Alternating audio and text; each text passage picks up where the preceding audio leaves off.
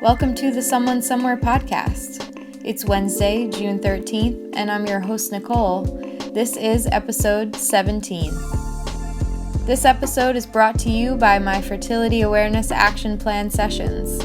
Spend an hour with me going over your reproductive health history and exploring your interest in fertility awareness. Ask questions and see if this method is a viable option for you. You'll always leave the session with resources to begin your healing and a solid action plan. Find the link in the show notes for more details. Now let's get into the rules of the fertility awareness method for contraception. I've decided to make this episode for a couple of reasons. One is more practical and the other is more philosophical.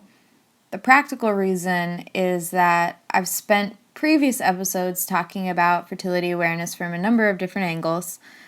The first was learning the fertility signs, teaching people how to chart, and then I've gotten into the science behind each fertility sign so that the method is clear or, hopefully clarified for people.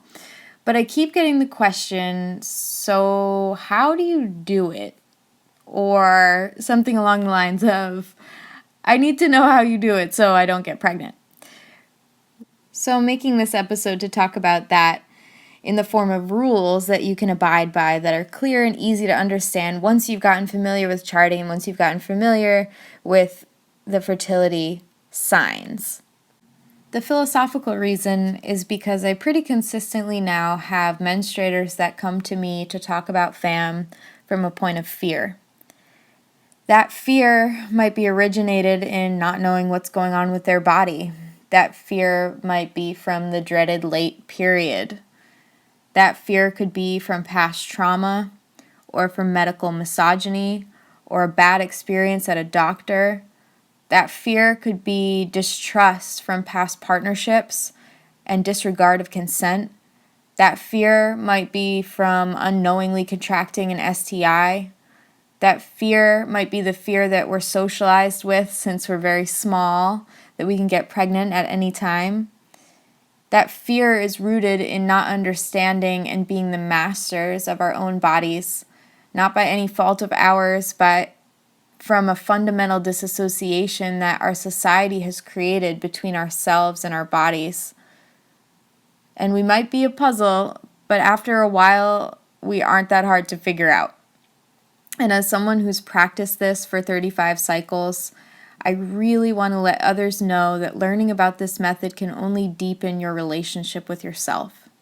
It can only further demystify the changes in our body, our mind, and our spirit, and it can only dispel fear because there's great power in knowing this. And so I'm making this for all the people out there who feel fear regarding their fertility and who feel like they aren't exactly sure where they can go next. I want this to help you feel confident enough to at least try and see what this can do for you. The first rules I'm going to talk about for fertility awareness for contraception are more like rules about properly taking and analyzing your data. Because if you don't know how to do that, FAM is not going to be very useful to you. So some basics about charting first.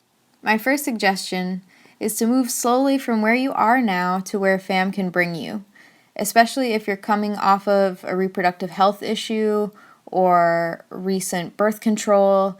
It's better to track for that than for contraceptive purposes. Track for body literacy first. The beginning of all of this is really where you're going to want to become more highly educated on the fertility signs and how they work from day to day with your body specifically. So taking that time, in my opinion, is important to using FAM correctly and to maximize your own autonomy. This may mean that you and your partner should agree to use barrier methods or alternative forms of sex until you feel comfortable and that you understand your fertile window and also when you're beyond your fertile window so that you can resume having unprotected sex. My second rule to data collection is to not assume. Don't assume that you're going to see something that hasn't arrived yet. Don't try to see what you want to see. So it's just a general caution not to fall into your own bias And this is where you can start to take risks with this method by rationalizing things that you see in your chart rather than observing your data. And so I've talked about this before. When it comes to utilizing FAM for birth control, you really have to look at the data that you have, because the data is always telling you something. So making sure that you're not looking at charts in a book and then looking at your own chart and saying, oh, I think that fits in, that is a good way to do this method incorrectly.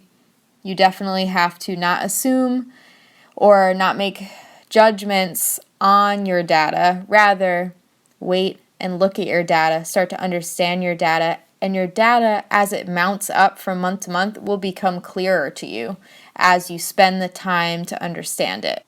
Along with this is to listen to your body and use your signs as a guide to understanding your rhythm.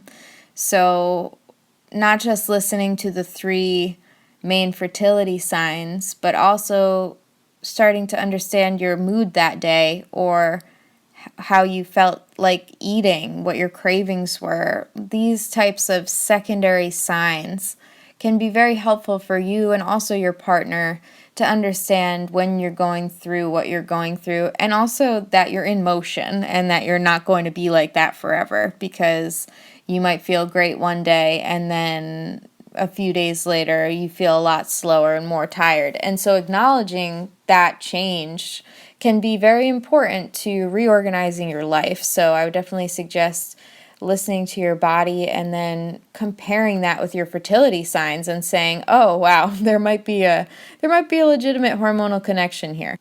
My next suggestion would be to not discount what you see. So fertility signs very well may deviate from that biphasic pattern that we would like to see in a quote-unquote normal chart.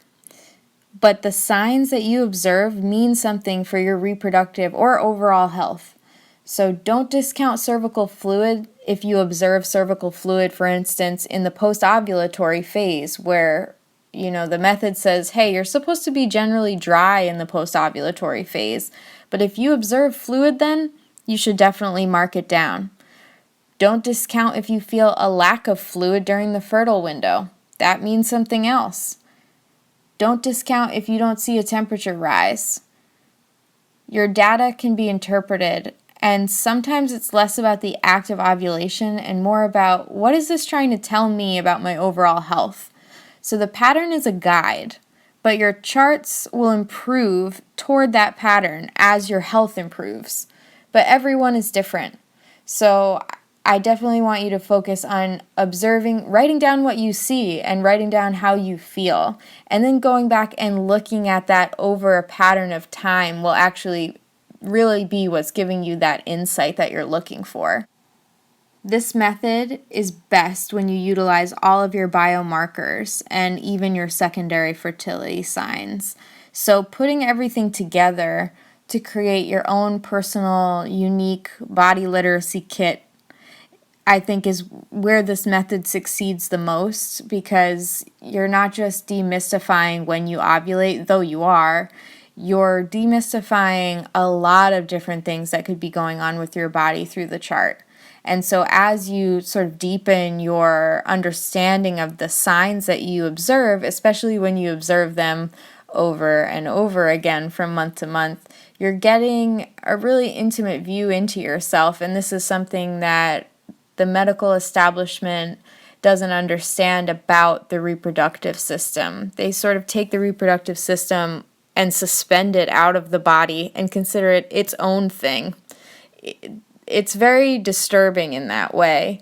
Whereas fertility awareness, it really acknowledges that your reproductive system is inside of your body and that it's interacting with your brain. It's interacting with the rest of your body. It's interacting with how you feel. It's interacting with the way that you deal with things. And so just understanding the nuances of that, your secondary fertility signs, as well as those 3 biomarkers, which are your waking temperature, your cervical fluid, and your cervical position, that's really where fertility awareness can work best. I know some people that prefer to chart more along the lines of their spirit and their emotions, and they take their temperature as well, so they know where they are in their cycle, but they're almost at a point where they'd rather do it from a more intuitive standpoint, as well as understanding the biological markers. So what I'm going to be talking about is the biological markers, so that you can understand what are the hard rules to using fertility awareness for contraception. Thankfully, there are only 4 FAM rules for contraception, so we can break this down pretty simply. The first rule is called the first 5 days rule. You're generally considered infertile for the first 5 days of your menstrual cycle, unless you've ever had a cycle that was less than 25 days long, and as long as you observed an obvious thermal shift about 12 to 16 days before. If you've had cycles that have been less than 25 days, you should consider yourself infertile for only the first 3 days of your cycle. This is to avoid the risk of getting pregnant due to an early ovulation. Any bleeding after the first 5 days of your cycle could still be considered fertile, as blood could mask cervical fluid. You'll want to have observed that thermal shift 12 to 16 days before to confirm that this is a true menstruation and not a long cycle with ovulatory spotting. If you have cycles that are generally longer than 25 days, the first 5 days of your menstrual cycle, which usually are close to the total of your menstruation, you're considered infertile. And ultimately, this is because your body at this time is not producing fertile cervical fluid, and ovulation is likely too far off for sperm to be able to survive until it occurs. And so that's what results in the infertility. There's not enough cervical fluid for sperm to survive for any period of time in the vaginal canal. And if you're ovulating after day 10, for instance, the likelihood of sperm surviving is extremely remote. The second rule is called the dry day rule. This rule says that you are generally considered infertile the evening of any day that you observed that you had no cervical fluid that day. This rule is addressing the pre-ovulation phase, also known as the follicular phase. So when you come off of your period now, as I've mentioned in previous podcasts, there may be a period of dryness before you start to feel wet cervical fluid. And that period may be 2 to 3 days. It could be a little bit longer, or it could be much longer, because the follicular phase is a variable number of days. Quality of your cervical fluid is key to whether or not you are considered fertile.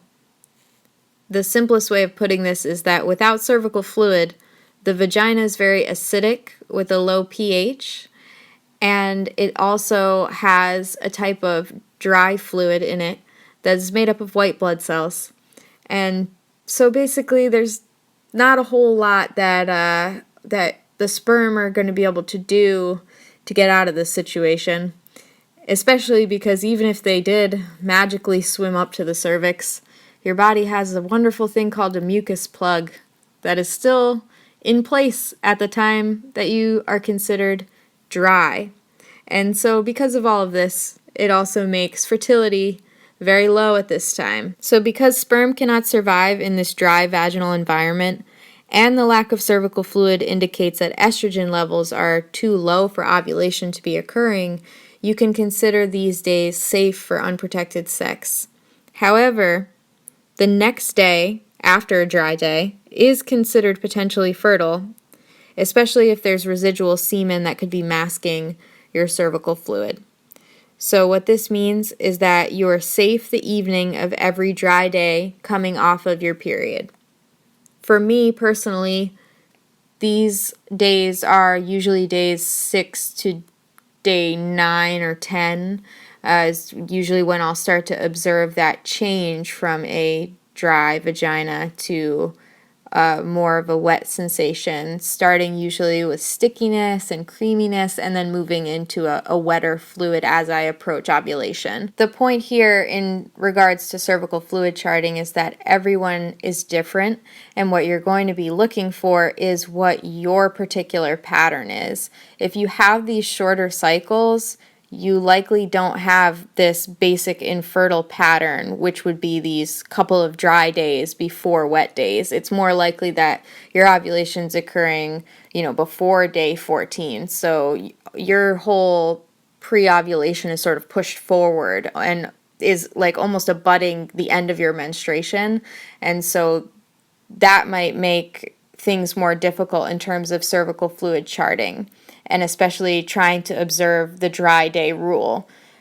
Because if you aren't observing those dry days, then you can't use the dry day rule. For me personally, I have cycles that are in a 29 to 33-ish day range, and so because of that, I consistently observe a period of dry days before I begin the fertile window, and because of that, I can have unprotected sex on those days. The third rule is called the peak plus 4 rule, and this rule also addresses cervical fluid. You are generally considered infertile the evening of the 4th day after your most fertile cervical fluid. So as I've mentioned, as you approach ovulation, you continue to get wetter, and this wet fluid is an indication of fertility. You need to identify what your peak day of fluid is, and this wouldn't necessarily be when you observe the most fluid, but when you observe the most fertile quality cervical fluid.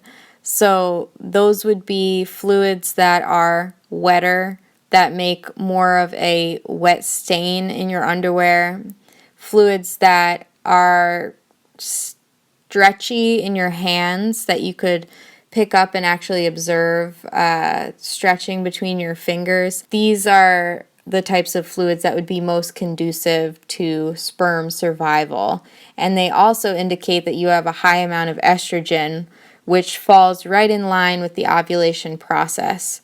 So when you're observing that, or if you're observing ovulatory spotting, which is usually like a spotting brownish color, but if you look at it, it usually has also a very slimy, slippery, wet-looking quality because it also has a high amount of water in it as well. For some people, they might take another 24 to 48 hours for them to actually ovulate after you observe that peak day fluid, and this is why there's a peak plus 4 rule, because you're going to want to wait to make sure that the egg has actually left, and you're also going to want to wait to make sure that a second egg, in the case of fraternal twins, hasn't been released. So if you're focusing just on the cervical fluid, you would use the peak plus 4 rule to understand when it would be safe again to resume having unprotected sex, and that would be 4 days after you have observed your last day of cervical fluid. So you'd have that peak day, which would be that last day that you observe it, and then there's a change where you should feel a drying up happening. And as you do this a few times, you'll understand where your fluid days are ending and where your dry days are beginning again. And so what you'd want to see is 4 days of dryness after that peak day, and then you can resume. This might be further complicated by polycystic ovarian syndrome or other hormonal disorders that are related to estrogen, because if you have a lot of estrogen in your body, you're going to observe more cervical fluid. Your body's going to go ahead and produce that. So really, you want to pay attention to your cervical fluid because it is one of the best diagnostic markers of fertility in the moment.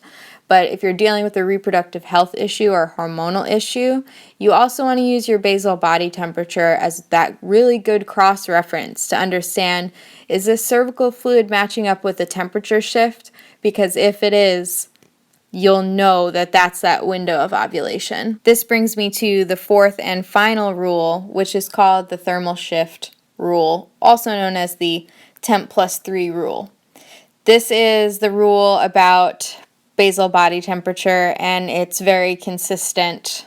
So you can use it to really identify when ovulation happened and that you are once again infertile.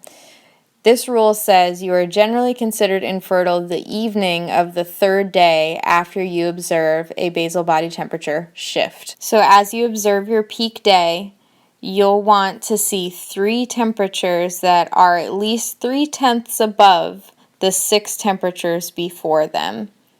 So this would be how we create a cover line, as I mentioned in the Charting with Temperature podcast. We use a cover line to distinguish the temperature shift. And so what you'll be looking for is a set of 3 temperatures in consecutive order that are at least 3/10 above the 6 days before that, and that would indicate that you have ovulated. And it's possible, as we've said, that you can ovulate 24 hours after you observe your peak day fluid. So in the same way, we use these 3 days of high temperatures to confirm that ovulation has occurred and give your body time to now go back into its infertile phase. Give the body time to create that mucus plug again and for you to be safe to have unprotected sex. The rise in temperature is due to the release of progesterone, which you're only going to have in your system after ovulation has occurred. So it's a really hard data type of way to look at your ovulation and say, hey, this event already happened. Similarly to the peak +4, the temp +3 rule is built for a possible release of a second egg in the case of fraternal twins, and also to confirm that you have indeed ovulated. So you want to see the consistency of the rise, especially because you might have a reproductive health issue that could cause that temperature to attempt to go up in an attempt for ovulation and then fail to do so. So you really have to look for that 3/10 rise and see that for 3 days, and after that you're good to go. And that's been the case for me ever since I started this method. I haven't had an anovulatory cycle. I've ovulated 35 times, and all of those times I've observed these rules, and I've menstruated 12 to 16 days after ovulation. So it's a really beautiful thing to practice this and to actually put faith in the method. So put together, these rules are a very effective form of contraception. If you use the 4 rules of FAM for birth control, which are the first 5 days rule, the dry day rule, the peak +4 rule, and the temp +3 rule, you're in a really good spot to get started using this method for contraception. And especially if you give yourself 2 to 3 cycles to watch it happen on paper, whether that's paper or an app that you use to chart it. Once you start to observe the shift yourself and you realize that it is hard scientific data, it becomes easier to trust in the model and to understand it from a scientific standpoint, from a data-driven standpoint. And I find a lot of peace in that, and I find a lot of understanding in that no other birth control method was going to give me, as well as the fact that it addresses so many reproductive health issues that it's kind of hard to ever think of utilizing something that would suppress my reproductive system when I gain so much knowledge and insight from having a deeper understanding of it. So once you get the hang of tracking your fertility signs, you'll be so happy to be able to have unprotected sex during your infertile days. It will definitely make you feel a lot different. I have talked about that in the Sex Positive podcast, that it's affected my sexuality in a really positive way, and that I no longer fear semen. Like, we have this irrational fear of cum, and I happen to enjoy cum. So it's good that I can find a place to be both sexually free and also control and wield my fertility in a way that's very positive for me. The last challenge that new folks have with fertility awareness is usually once they understand these 4 rules and how they work, they're like, okay, I'm getting the parts where I can have unprotected sex, but what about the fertile window? What do I do about sex during this time? And it's really up to you and your partner or your sexual partners, if you have multiple, to talk about this and see what's appropriate for you. For a lot of folks, they'll want to use barrier methods during this period, but you basically open yourself up to the efficacy of that barrier. So actually, condoms don't have a very good perfect use. There's a lot of user failure that happens, especially when you're using it during the fertile window. There's a lot of slipperiness. And so you have to trust your partner in that sense that if they're going to use condoms, they have to observe when the condom is possibly slipping off or be mindful of condom breakage and things like that. However, I find that using alternative sex play during the fertile window is the most sexually enjoyable way to get through the fertile window. And as you become better with charting and understanding the most fertile days, those will be the days where you'll want to either abstain that day or make sure the semen ends up on an exterior part of the body, or do something else fun with that semen. So you really want to make sure that you understand during the fertile window that you are very fertile during that time. When you're infertile, you're very infertile, and there's no egg, and there's no way in, and there's all of, there's white blood cells coming for them. There's a lot going up against them when you're infertile, but when you're fertile, it's basically like your body's making a river, and the gate is open, and they're like, come on in. So if you are going to have unprotected sex during that time, you do need to know the risks and also the statistics about withdrawal and things like that. I find that just making sure that the sex play ends in an alternative is really the most positive and sexually satisfying, and everyone's orgasming and everyone's having a good time. So really just understanding when you can actually have semen in you because there is no risk of pregnancy, I think, is one of the more powerful things that can be learned from these 4 rules. And when you break them down, 2 of them are about cervical fluid and 2 of them are about the temperature. And so if you can really just get a handle on looking for those signs and understanding your body's specific pattern over time, you'll definitely feel more confident with it, and I think it will become more intuitive to you, where that fear-based thinking will wither away. And that's really the goal here, is to teach people the rules so that they can start implementing it in a more practical way. And I would like to see more people using it because it is so valuable in a number of different ways. If you feel any doubt or you don't see these rules making sense or lining up for you in your chart, it's probably because there's something else going on. So don't take the chance. The best way to play these rules for contraception is to obviously use them conservatively instead of lackadaisically.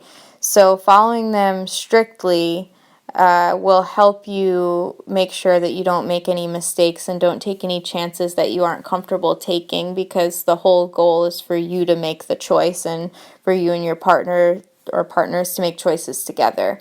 So if you feel any doubts about understanding, did you have a shift, did you not, is this 3/10 above the cover line, is it not matching up with my cervical fluid, just take the time to get to know yourself, and things will get more demystified as you spend more time with it. So there you have it. These are the 4 rules to practicing fertility awareness method for effective contraception.